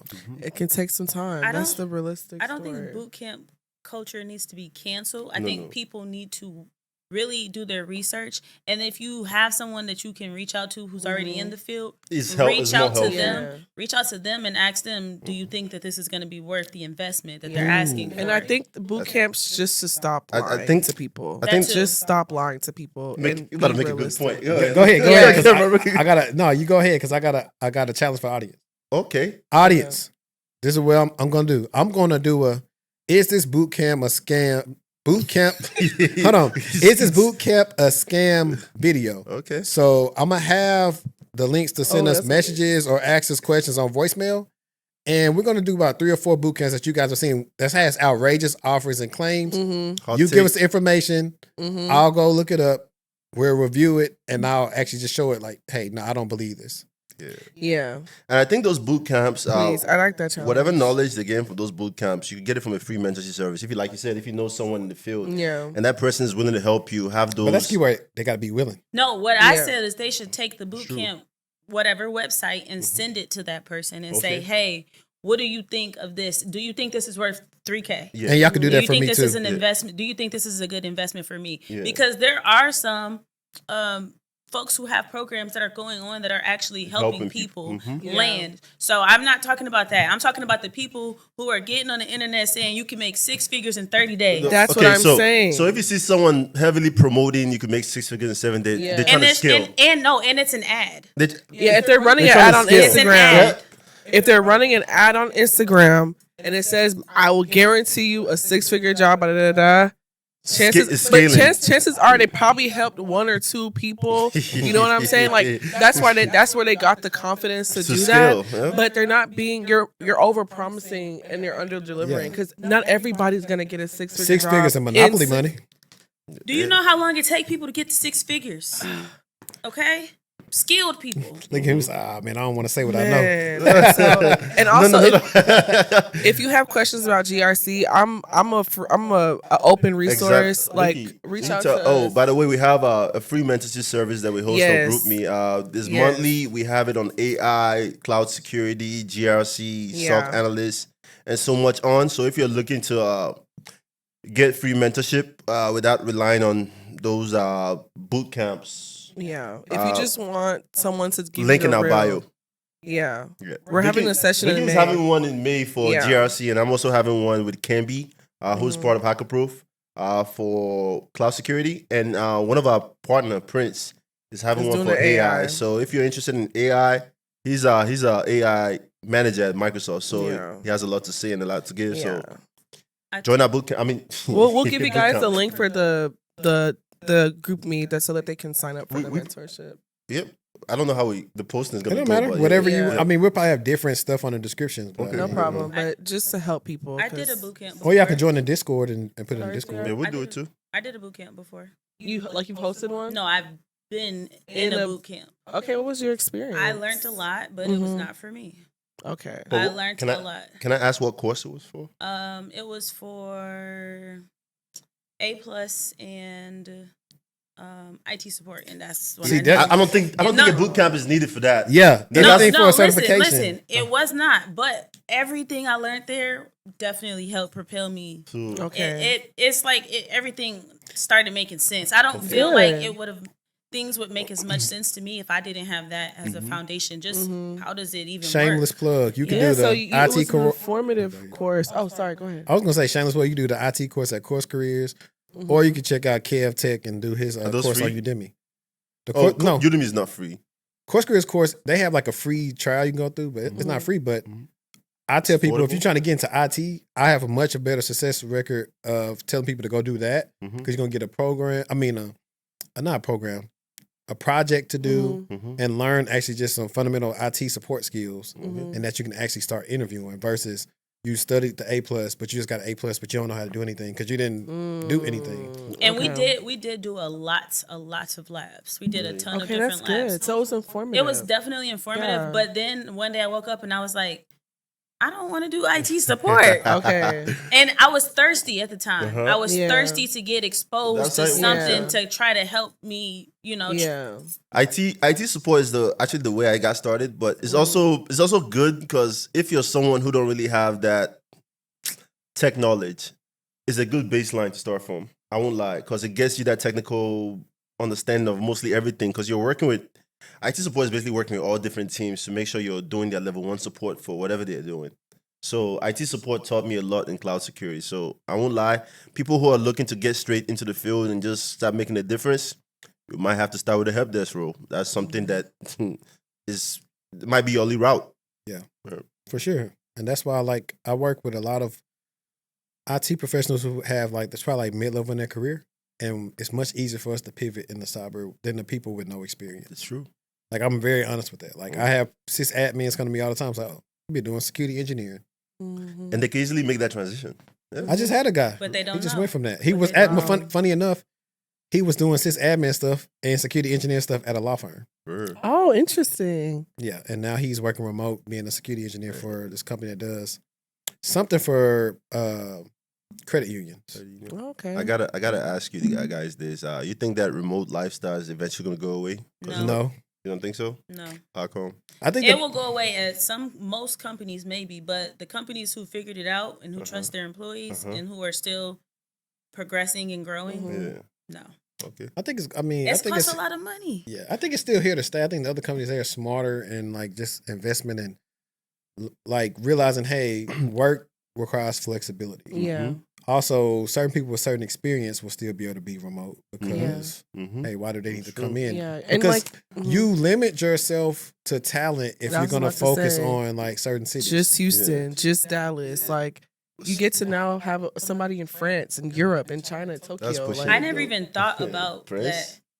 France? Doing American work? Yeah, my company we have people that but work your company in is Europe. global. It's a global company. But sometimes if it's I get what you were saying. Yeah. Oh, sorry. What was he saying? I think he was thinking it's just a US only company. There's no need for you to have that relationship with someone. Okay. Yeah, but if it's a global company, you can hire talent everywhere. My companies, they're staying remote. Yeah, those remote. I think after COVID is when that remote change happened for a lot of companies, and it's been amazing. It's allowed us to focus. We're not working in company time, but just allowed us to focus on building our own brand and just doing things for our own self. Because when you work in the office, you go in the office at 7, you start driving to the office maybe at 7, get there at 8. By the time you leave, you hit traffic at 5:30. You're in traffic 6:37. The whole day. And by the time you get home, you're tired. You don't even want to do nothing else. Don't even mention if you're in a place like Houston or Dallas. Have kids. You got to leave. And you have to come home and be a parent and a spouse. Extracurricular activities. Yeah, sports. Picking them up. If you stay out here in Houston, you waking up super early just to make sure. No, Houston. Houston. I thought you said if you stay out here in... I was saying if you stay in Houston or Dallas, traffic. The traffic's so bad, you got to wake up early to make sure you're there. And then when you hit the bad traffic, you've been out the house about 12 hours a day. Yeah. And you still got to get home and try to spend time. And maintain your household. It's exhausting. Maintain your household. Yeah, so thank God for remote work. Yeah, because jobs rarely pay you enough to stay close to the job. Yeah. That part right there. Yeah. But one thing I do notice is that a lot of people that work remotely, their chance for promotion is Dale. Yep. Oh my gosh, yes, when we talked about that. When Dale was basically That like, video come went into crazy. office or don't. Yep. And then if you don't, You're not gonna going to get get promoted. promoted. A lot of companies But taking that blueprint. a lot of people are like, well, fine, I don't Yeah, care. because that remote. Look, I'll go stay That's my where the promotion cost of right living is there. super cheap. I don't care about getting promoted. Yeah. So, But not everybody would. Some people would care about getting promoted. But I Yeah. think we all somewhere comfortable in our career right now that Yeah. it won't. I don't care about getting promoted. Yeah. And I think like with remote work, I realized something is because you're not in the office, you don't get to be in everyone's face all the time. It's kind of like social media where you have to make your presence known somehow at Yeah. work, like Visibility. It's like you have to go the extra mile now to be in people's faces. You're Like, doing more work. yeah, I do miss that component of like you're just of being able to turn around and say, hey, didn't last week you have a scenario with so and so or exactly what? Remember we were talking. So It does there was make more FaceTime. because now you have to schedule time Or- to talk to that person. Yeah, it's like let me put time on your calendar. It's not quick, and you have to find time But on the if it's calendar. if it's someone on your team, I feel like if you guys have a open like a friendly relationship, you can easily just ping that person. And Oh, say, yeah. Hey, But they could be busy and probably can't get that's to true. you. That's true. yeah, Yeah. what we used to do when we first started at Opta was we just had like a Teams chat stay open all day. So if you ever need a question, you just jump on there. in. Hey, y'all, Yeah. y'all working on this? So technically, that's one of the ways you can do it. I actually like that idea. Just a call that's going all day, and if you just want to pop in and feel like a running meeting. Yeah. like you feel like you're there with You someone. can go pop in anytime you want to. Was it someone that said that? They said that would you rather work remotely and have like be on a meeting all day where you have to have your face on See, camera? no, you don't have to have your face on camera for this. Okay, you don't have to have your face on No, camera. it's just voice. It's just there. Unless you just want to be and show people you like your haircut or your makeup. Okay, I got something else. Since everybody work remotely, right? How do you guys feel about those instances that when you get on a call and they want you to show your face on every call? I don't like to do it every call. I don't like to do it every call, but it is important to show your face Yeah. when Of course. needed. When needed. Yeah. But yeah. Like for team meetings, meeting with your management, meeting with your teammates. Certain your incidents I might do it friends. for a little while, Yeah. so you know I'm there. But I don't lie, I got my avatar down pack on Teams. My avatar be in a meeting. You did the AI Yeah, I enhancement. like Avatar. I don't mind coming on, people. but like I do. I might I be think this it close. depends. I might be this No, close to the screen. If I'm sometimes. engaged in the meeting, I'm cool. But if it's not really pertaining to me, my attention span Yeah. will start making me do elsewhere. I get sleepy. I'm Yeah. like, you don't need to see that. Let me just. yawning. Yeah. And sometimes you could be eating, or you could have Yeah. a shirt on that You you know, don't some want of to the show people they got on. they get them cardboard cutouts of themselves and just sit in front of the camera. Really?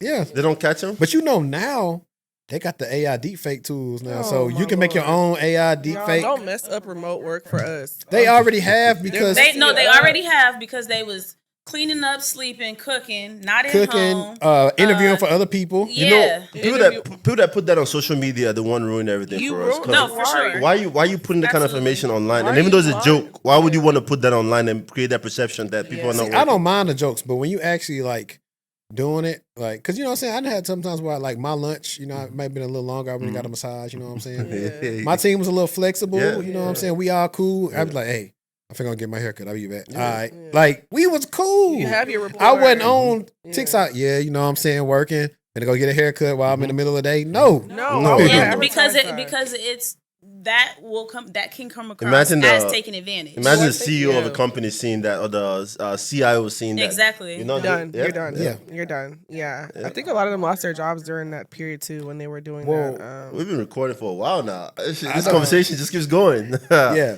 but that's why a lot of people they end up getting fired. A lot of them already weren't qualified to do jobs. All the big companies was just taking talent so the other people couldn't hire them. Mm. So that came into play. It's only been a handful of people that took advantage over the last 5 years that's really actually built themselves a career out of all this.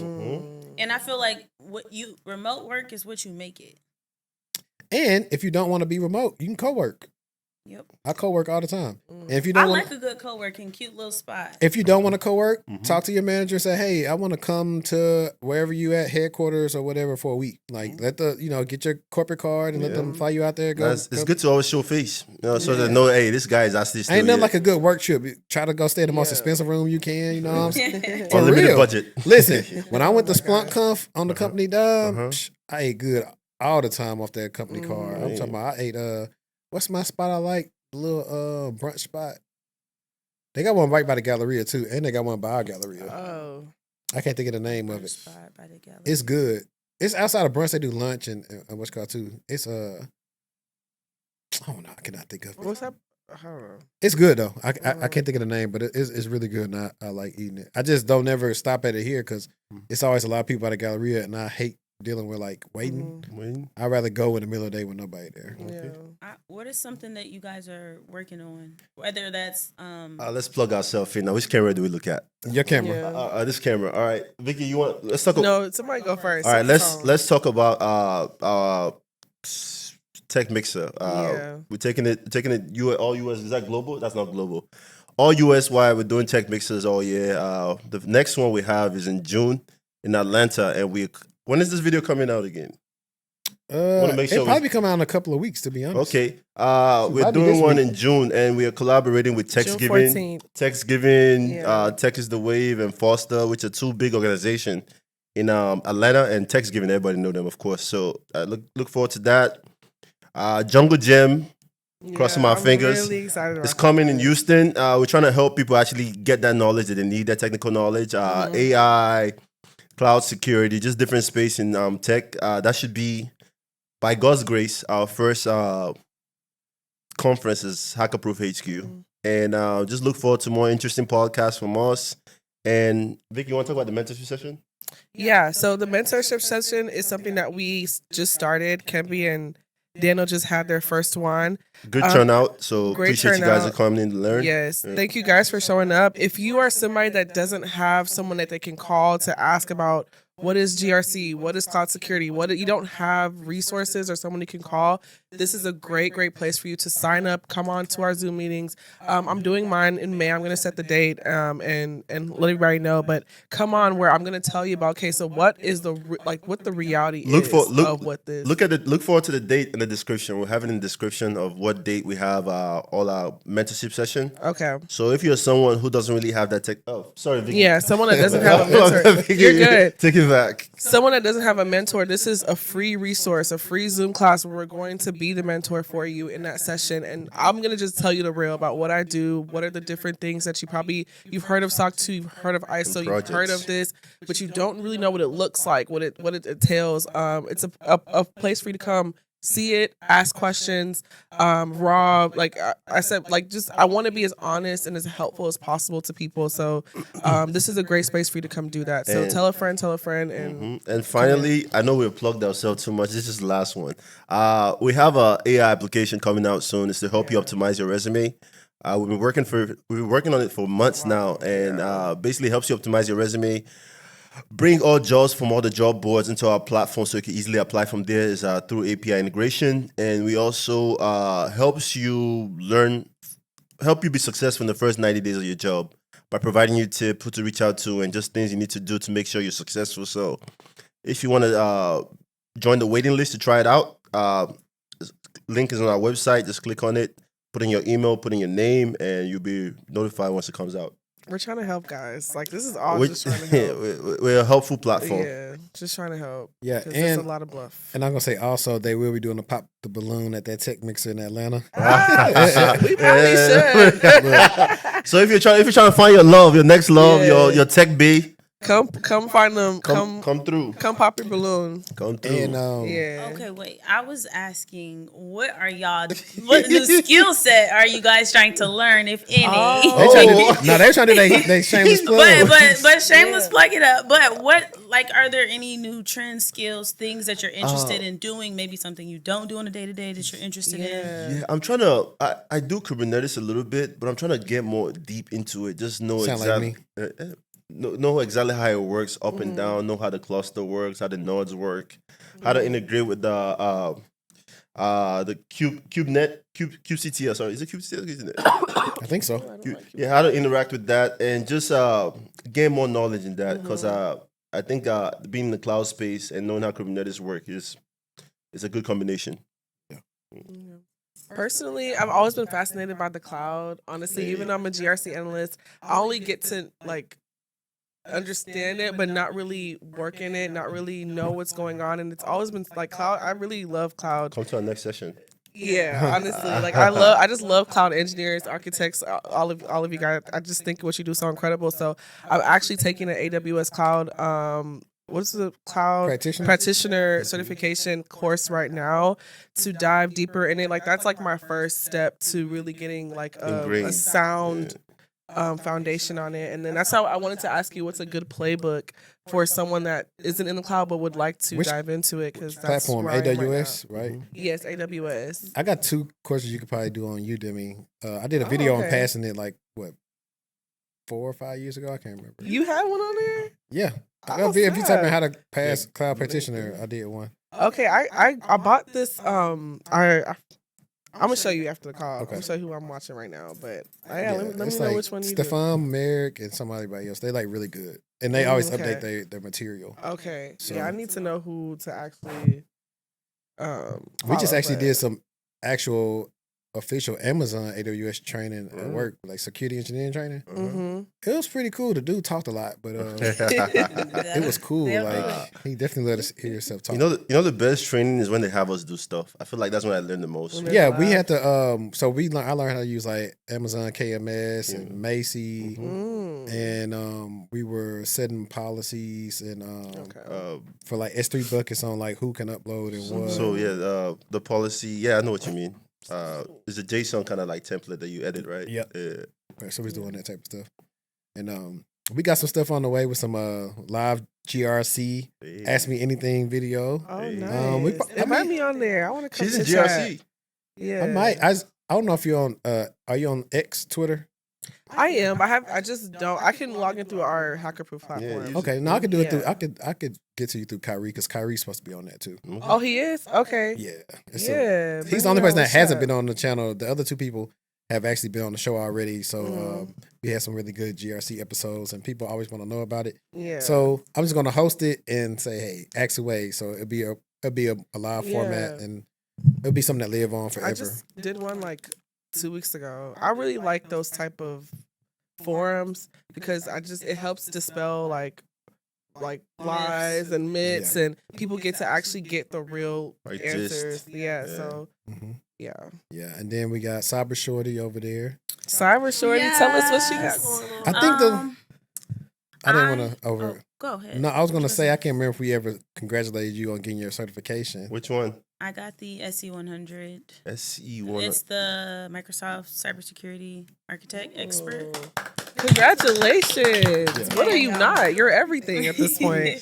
I am planning to get back into my content back because I had to really hone in and focus in on some things and get some things solidified. But for me, I actually want to do more. I want to put stuff together. Okay. So I've been looking to figure out what I want to do with a couple Raspberry Pis. I've been saying for like the last few years that I want to make a smart mirror, but I think I want to make a cybersecurity news feed using a Raspberry Pi, just like a little small mirror or something that I can have like the feed just kind of like look at you that's like an RSS feed or something similar like that. But yeah, nice. I want to get more into building things that I can talk about what I did, so that people can kind of use these as templates or I want to start doing that too. Yeah, templates and guides and playbooks. Yeah, that'll be really good. Yeah.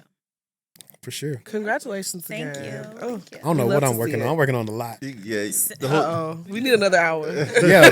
Content. I got. I'm reframing a lot of stuff I'm doing with the coaching business. So you guys be on the lookout. You're gonna be sending a lot more market research emails from me and different type of posts. For that, we finally got a team working on the back end of it. So we are taking it to the next level. And I also got some content. I found out through the market research that a lot of the guys that watch the channel are still trying to get into tech. So I'm probably going to start making some more how to get in or what I do, that type of content for you guys because you're still lost. And I'm trying to find you. Hey. Do you guys consider cybersecurity to be under tech? Because I do. Yeah. It's encompassed of it because you use a lot of tech with it. But you just got to keep it secure. Yeah. But what we're going to do is... How do they follow y'all like on all platforms? We have a link tree. So the link tree has our Instagram, our TikTok, our basically everything Well, in there. Instagram, TikTok, Twitter. Oh, our own personal profile. But I'm saying, what about the people who just are driving in their car and they're not on YouTube, so they need to. Oh, we type it available in. on Apple Music, Amazon, and Spotify. So if you want to listen to our podcast on the go, hey, How do you spell it? HackerProofHQ. No, but I'm doing it because I'm thinking about the people that's listening. They don't see that. Yeah. Oh, Okay, go okay. ahead, spell it for HackerProofHQ. Victoria, your accent is more clear than mine. Oh, so, gosh. so if I say H, just say what is that? Okay, HackerProof. HackerProofHQ. One word. That's Well, multiple words. Well, it's multiple words grouped together though. We like in our aliases.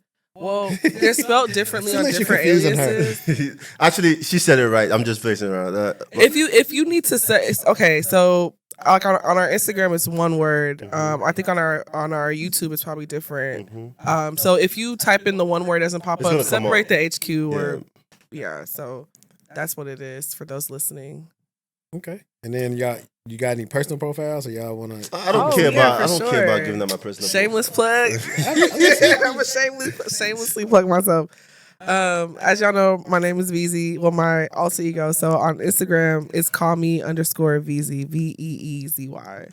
Yeah, you'll see my like travel side, tech side, the It's other side of easy. myself. I'm just a support. My page is a support page for HackerProof. So if you follow HackerProof, you see what I post. So nothing really. What about your TikTok? Like, I'm Nah, trying to hide this My TikTok. TikTok is supposed to be my own personal safe space. I don't care about people following me there. If people find me there, they find me there. But I don't really care about plugging myself because what we are pushing is HackerProof. So I'm just gonna use HackerProof as a brand and just have that in general. But follow HackerProof and you know all you need to know about us in tech. Yes, Yeah. yes. You'll see everything we have. The rest of the team. Yeah. Yeah. My And personal Cybershortieee? profile is a joke, so I don't. Yeah. And how do they Cybershortieee, I follow love that. Cybershortieee? Yeah. I am mostly on Instagram and YouTube. So Cybershortieee,